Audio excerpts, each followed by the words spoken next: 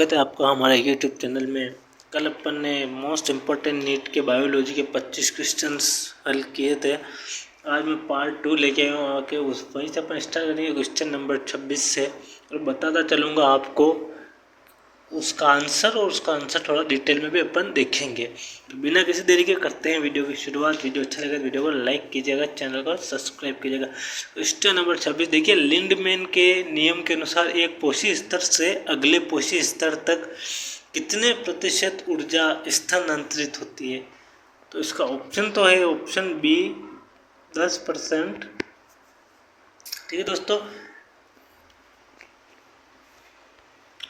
तो लिंडमैन की ऊर्जा का नियम कहलाता है कि किसको कहते हैं मैं बता देता हूँ। लिंडमैन का नियम कि खाद्य श्रृंखला एक पोषी स्तर से अगले स्तर तक केवल 10% ऊर्जा ही आगे बढ़ती है, बाकी 90% ऊर्जा है जो कि नष्ट हो जाती है। तो लिंडमैन के नियम कहता है जो खाद्य श्रृंखला के पोषी से दूसरे पोषी में जो ऊर्जा बढ़ती है वो 10% ही बढ़ती है, 90% वो नष्ट हो जाती है। इसलिए इसका आंसर है ऑप्शन बी। किसी परिस्थितिक तंत्र में प्राथमिक उत्पादन प्रोडक्शन किसके द्वारा किया जाता है। ऑप्शन तो इसका ऑप्शन ए पौधे उत्पादक। क्यों है? क्योंकि परिस्थितिक तंत्र में प्राथमिक उत्पाद केवल हरे पौधे होते हैं। समझ में आया दोस्तों? पारिस्थितिक तंत्र जो होता है उसमें क्या होता है, उसमें प्राथमिक उत्पाद केवल हरे पौधे ही होते हैं जो सूर्य के प्रकाश संश्लेषण द्वारा अकार्बनिक पदार्थों से भोजन बनाते हैं। ठीक है दोस्तों, क्वेश्चन नंबर 28 देखिए, पारिस्थितिक तंत्र में अपघटकों डिस्कम्पोज जैसे कवक और बैक्टीरिया का मुख्य कार्य क्या है। अगर आपको इसका आंसर पता है मेरे कमेंट बॉक्स में बताइए। जैसे इसका आंसर है ऑप्शन बी पोषक तत्वों का पुनर्चक्रण। अपघटक जीव मृत पौधों और जानवरों के जटिल कार्बनिक पदार्थों को तोड़कर सरल पदार्थों में बदलते हैं। क्या करते हैं ये अपघटक जीव जो होते हैं वो मृत पौधों और जानवरों के जटिल कार्बनिक पदार्थों को तोड़कर सरल तत्वों में बदल देते हैं और उन्हें मिट्टी में मिला देते हैं, जिससे पौधे उन्हें दोबारा सोख सके, मतलब रिसाइकिल हो सके, पुनर्चक्रण हो सके। ये तो इसका आंसर। क्वेश्चन नंबर 30 देखिए, 29, जैव निम्नीकरण का अर्थ क्या है दोस्तों? क्या है जैव निम्नीकरण? जैव निम्नीकरण सूक्ष्म जीवों द्वारा, ऑप्शन ए सूक्ष्म जीवों द्वारा कार्बनिक पदार्थों को तोड़ना। जैव निम्नीकरण का मतलब क्या है ये मैं बता देता हूँ कि जब प्राकृतिक रूप से जैविक कचरे के बैक्टीरिया और कवक जैसे सूक्ष्म जीव आसानी से सड़ाकर नष्ट कर दिए जाते हैं तो उसको जैव निम्नीकरण कहते हैं। क्वेश्चन नंबर 30 देखिए, खाद्य श्रृंखला के ऊपर जाने पर गैर बायोडिग्रेडेबल कीटनाशकों जैसे डीडीटी की साध्यता बढ़ना क्या कहलाता है। तो वो कहलाता है जैव आवर्धन। क्या कहलाता है? बायोमैग्निफिकेशन।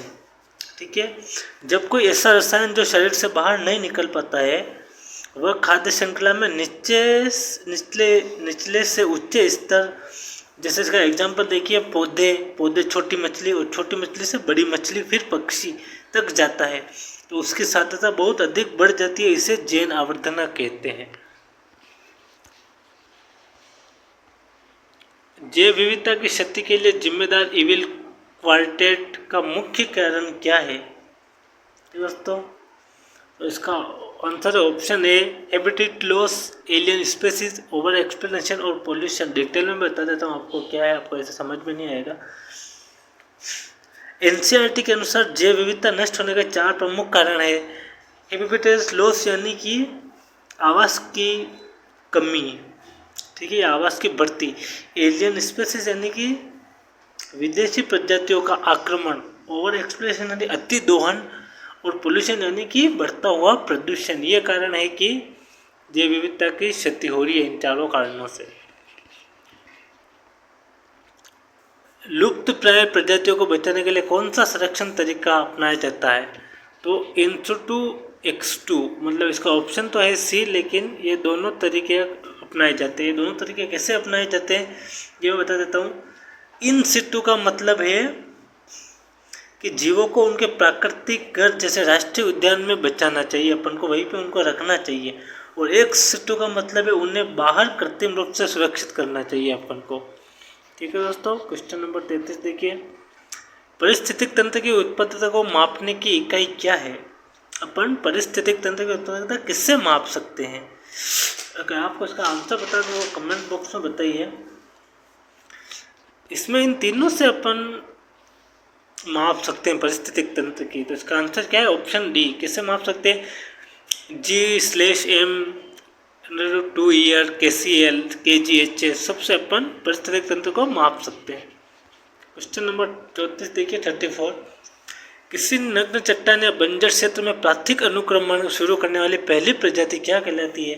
तो यह प्रजाति कहलाती है पाइनियर प्रजाति, पोइनियर स्पीसीज। क्यों कहलाती है? किसी बिल्कुल खाली जगह पर वो जीव सबसे पहले उगना और रहना शुरू करते हैं, जैसे कि लाइक से बस उन्हें पाइनियर प्रजाति क्या होती है कि उस जगह पर वो जीव सबसे पहले उगना और रहना शुरू करता है, तो उसे पाइनियर प्रजाति कहते हैं। क्वेश्चन नंबर 35 देखिए, लॉजिस्टिक जनसंख्या वृद्धि को दर्शाने वाला सही समीकरण कौन सा है? मोस्ट इंपोर्टेंट क्वेश्चन है, नीट का पिछले बार भी आया था ये। तो इसका ऑप्शन है ए, DNDT बराबर इजिकल टू RN क्वेश्चन में K minus N equal to K। यह समीकरण तब लागू होता है जब प्रकृति में संसाधन सीमित हो। जब प्रकृति में संसाधन सीमित हो तब यह समीकरण लागू होता है। क्वेश्चन नंबर 36 देखिए, फेफड़ों की कार्य प्रणाली की जांच एक स्वस्थ व्यक्ति FEV-1/FPC का सामान्य अनुपात कितना होना चाहिए? तो 80 से अधिक होना चाहिए। इसका आंसर क्या है? Option A. ठीक है दोस्तों, क्वेश्चन नंबर 37 देखिए, 1 ग्राम शुद्ध हीमोग्लोबिन अधिकतम कितने ऑक्सीजन 0 to 2 का परिवहन कर सकता है? कितना कर सकता है? वो कर सकता है 1.34 मिलीलीटर। तो इसका ऑप्शन है ऑप्शन बी। क्वेश्चन नंबर 38 देखिए, एक स्वस्थ वयस्क मनुष्य का सामान्य रक्तचाप ब्लड प्रेशर कितना होता है?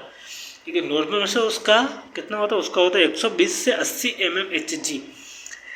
120 जो ऊपर का होता है उसे कहते हैं सीरोटोलिक प्रेशर, और 80 जो नीचे का है उसे कहते हैं डायस्टोलिक प्रेशर। ठीक है दोस्तों, क्वेश्चन नंबर, सामान्य श्वसन के दौरान फेफड़ों के अंदर या बाहर जाने वाली वायु का आयतन कितना होता है? तो वो होता है 500 ml। कितना होता है? 500, क्योंकि बिना किसी अतिरिक्त बल या जोर के सामान्य रूप से जो व्यक्ति सांस लेता है और छोड़ते समय हवा का जो मान्यता फेफड़ों में बदलता है वह ज्वारीय आयतन कहते हैं, उसको ज्वारीय आयतन भी कहते हैं। क्या होता है? वो 500 ml इसका आंसर। क्वेश्चन नंबर 40 देखिए, मानव शरीर में लाल रक्त कोशिकाओं RBCs का औसत जीवन काल कितने दिनों का होता है? तो यह होता है 120 दिनों का। 100 दिन के बाद यह प्लीहा में नष्ट हो प्लीहा में नष्ट हो जाती है 120 दिन बाद। तो इसका आंसर क्या है? Option B. मानव रक्त में सफेद रक्त कोशिका और WBC की सामान्य संख्या प्रति माइक्रोलीटर कितनी होती है? तो वो होती है 4500 से 11000 माइक्रोलीटर। तो इसका आंसर है ऑप्शन ए। क्वेश्चन नंबर पहले, प्रतिवर्ती चाप रिफ्लेक्स आर्क में तंत्रिका आवेगों का सही मार्ग क्या है? इसका सही मार्ग है ऑप्शन ए। पहले ये सेंसरी न्यूरन, उसके बाद ये स्पाइनल कॉर्ड, उसके बाद मोटर न्यूरन में जाता है ये। जैसे गर्म वस्तु को छूते ही तुरंत हाथ हटता है अपना, तो वो संदेश मस्तिष्क तक नहीं पहुंचता है। संदेश तुरंत संवेदी न्यूरन से मेरुरज्जु में जाता है। जब अपन गर्म चीज़ को हाथ लगाते हैं तो वो संदेश मस्तिष्क में नहीं जाके वो कहाँ जाता है? वो संदेश डायरेक्ट जाता है न्यूरॉन से मेरुरज्जु में जाता है, इसलिए अपन को तुरंत अपन हाथ हटा देते हैं। क्वेश्चन नंबर 43 देखिए, हृदय की विद्युत गतिविधियों को रिकॉर्ड करने के लिए किस उपकरण का उपयोग किया जाता है? उसका उपयोग ECG का फुल फॉर्म क्या है? इलेक्ट्रोकार्डियोग्राम। ठीक है दोस्तों, मानव मस्तिष्क के सबसे बड़े भाग मस्तिष्क का मुख्य कार्य क्या है? उसका मुख्य कार्य है चेतना और सोच। यह मानव के 80% का काम यह ऑप्शन ए करता है। चेतना और सोच मानव के 80% मस्तिष्क का हल करता है। तो इसका आंसर क्या है? Option A. क्वेश्चन, थायराइड ग्रंथि द्वारा स्रावित होने वाले मुख्य हार्मोन कौन से है? तो वो है थायरोक्साइन और T3 ऑप्शन है। गले में स्थित थायराइड ग्रंथि जो गले में स्थित होती है वह मुख्य रूप से थायरिक्सिन T4 और टाइऑर्थोरेक्सिन T3 हार्मोन निकलते हैं। इन्हें बनाने के लिए आयोडीन होना अनिवार्य होता है। अग्नाशय को बीटा कोशिकाएं कौन सा हार्मोन स्रावित करती है? तो वह करती है इंसुलिन, ऑप्शन ए है। क्वेश्चन 47 देखिए, मानव पाचन तंत्र में कार्बोहाइड्रेट स्टार्च का पाचन कहाँ से शुरू होता है? तो वह शुरू होता है मुंह से, जो कि एंजाइम में लार के द्वारा होता है। तो वह कहाँ से? मुंह से। क्वेश्चन 48 देखिए, मानव शरीर के किस अंग में हानिकारक अमोनिया को यूरिया में बाद संश्लेषण करता है, संश्लेषण जाता है? तो जाता है यकृत ए। क्यों जाता है? शरीर में प्रोटीन हटने से अत्यधिक विषैली अमोनिया गैस बनती है, क्योंकि जब शरीर में अपने शरीर से प्रोटीन हट जाता है तो अपने शरीर में विषैली अमोनिया गैस बनती है। हमारे यकृत एक चक्र चलाता है जिसे हम ओर्नियन चक्र भी कहते हैं। क्वेश्चन नंबर 5, नेफ्रॉन में रक्त छनने का पहला चरण यानी फिल्ट्रेशन कहाँ होता है? यह होता है बोमेन कैप्सूल में। बोमेन कैप्सूल किसे कहते हैं मैं बता देता हूँ। किडनी की कार्यात्मक इकाई नेफ्रॉन होती है। किडनी का मुख्य जो इकाई होती है वो नेफ्रॉन होती है। इसके शुरुआती हिस्से में एक कप या कटोरी जैसा ढांचा होता है जिसे बोमेन कैप्सूल कहते हैं। अंतिम क्वेश्चन देखिए, क्वेश्चन नंबर 50, एक स्वस्थ व्यक्ति के सामान्य मूत्र में निम्नलिखित में से क्या पूरी तरह अनुपस्थित होना चाहिए? तो ग्लूकोज उसके यूरिन में नहीं होना चाहिए। तो ये था पार्ट 2 नीट के बायोलॉजी का मोस्ट इंपॉर्टेंट क्वेश्चन का। अगर वीडियो अच्छा लगा हो तो वीडियो को लाइक कीजिए, चैनल को सब्सक्राइब कीजिए, और आपको किस टॉपिक पे वीडियो चाहिए आप मेरे को बताइएगा, तो मैं आपको उसी टॉपिक पर उसको वीडियो मैं आपके लिए लाता रहूँगा। धन्यवाद।